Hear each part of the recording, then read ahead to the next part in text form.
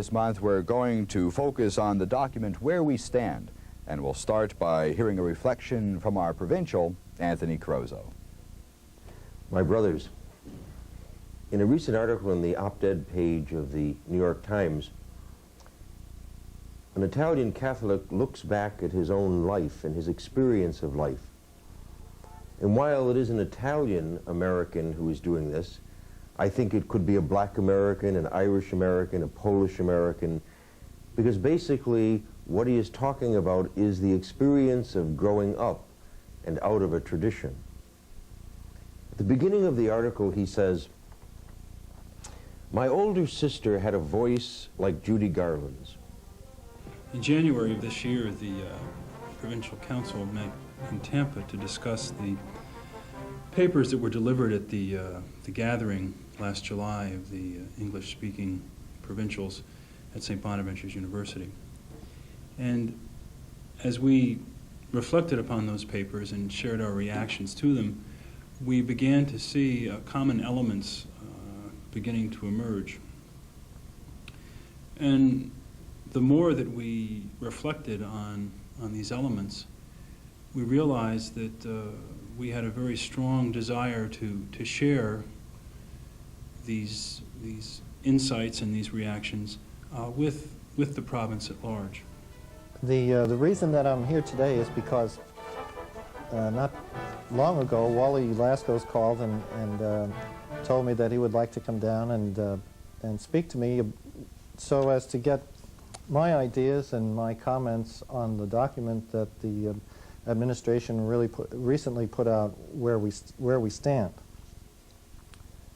And the idea is to get some reflections and observations from the point of view of parish life and parish ministry. When I began to think over the job that Wally had given me to do, I realized that I was in a very unique situation here at St. Bonaventure because of the long span of time that the Friars have been here, and because of the tremendous amount of identification that there has been here between the Friars of the St. Bonaventure community and the people that the parish serves here at St. Bonaventure.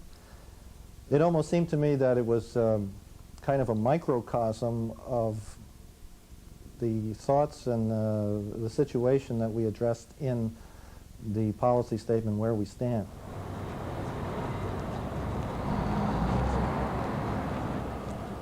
Today is Ash Wednesday, a typical Ash Wednesday for Arch Street.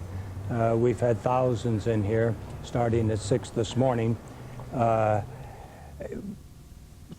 impressive thing this year for me were the number of young adult workers.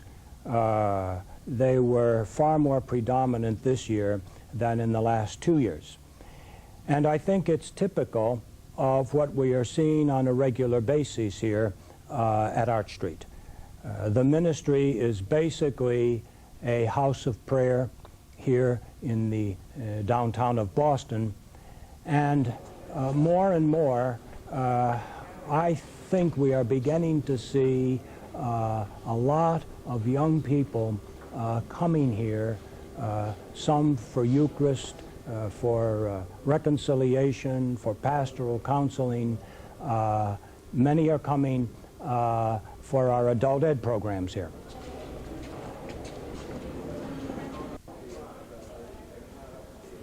In the sense of the confessions, now they're not so numerous as they were in the earlier days. And it should be built up more. And the people should know that we are ready to receive them or give them our attention. But there's certainly a necessity of it, I can tell you that.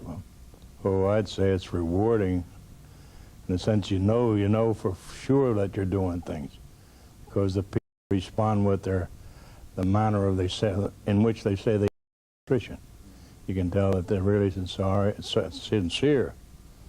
and they wish to, correct their lives. And they often say that they're thankful that we're here in the city to serve them. And we are glad to be here to serve them.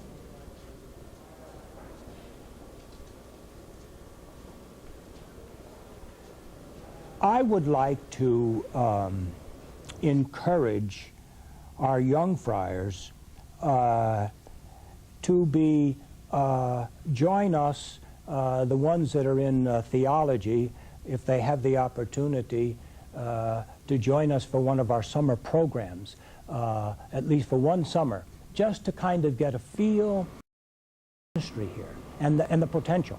In terms of ministry, almost whatever we would like to do, it's out there. The community of friars here are just a wonderful group of friars and just dedicated to being a vehicle of grace for people. Each and what we all have our warts, we all have our limitations, but having said that, I think that we have been, let me say it this way, the friars here at the shrine have been a blessing to this downtown. And the downtown has blessed us too. The significance of the chair for the Washington Theological Union arises from the fact that the union seminaries in the United States, both the Washington Theological Union and our sister school in Chicago, the Catholic Theological Union of Chicago, educate approximately 93% of the men from religious orders who are candidates for the priesthood.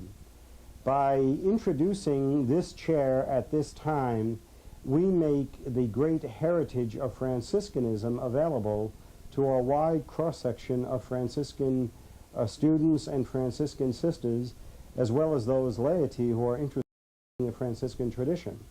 But, for example, in Washington, we educate members of the Order of Friars Minor, Order of Friars Minor Conventual, Order of Friars Minor Capuchin, Third Order Regular Franciscans, and the Friars of the Atonement, as well as significant numbers of sisters.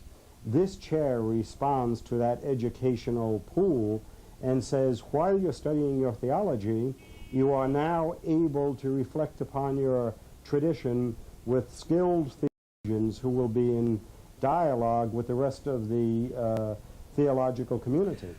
I'm most grateful to the Holy Father for the appointment of Father Roberto Gonzalez as an auxiliary bishop. As a Franciscan priest, he comes as no stranger to this archdiocese. His province, the Holy Name of Jesus, has long ties with Boston, not least of which is St. Anthony's Shrine on Arch Street in Boston's downtown. His appointment makes possible a long-desired opportunity to create a fifth region of the archdiocese in the towns west of Boston. Bishop-elect Gonzalez will be the regional bishop of this area, which will include Framingham, Wellesley, Weston, and Dover. As Cardinal Law has mentioned, in less than 1 week, our Holy Father has honored Holy Name Province by appointing 2 of its friars bishops. Bishop-elect Capriston Heim of the Prelacy of Itatui in Brazil, and Bishop-elect Roberto Gonzalez as auxiliary to Cardinal Law in the Archdiocese of Boston. Holy Name Province has a long and splendid history in the Archdiocese of Boston, most especially through St. Anthony's Shrine at Arch Street, but also through our residence for retired friars across from the shrine. Our novitiate is in Brookline, which was the former residence of Cardinal O'Connell, and the place of our first presence in your archdiocese. And our friars in East Boston live a simple life there among the people.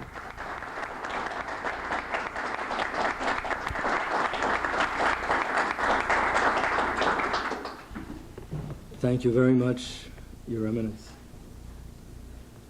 As I expressed to our beloved Holy Father in my response to his call to the episcopal ministry, the words of St. Francis, "There but for the grace of God go I," come easily to my heart and my lips at this time.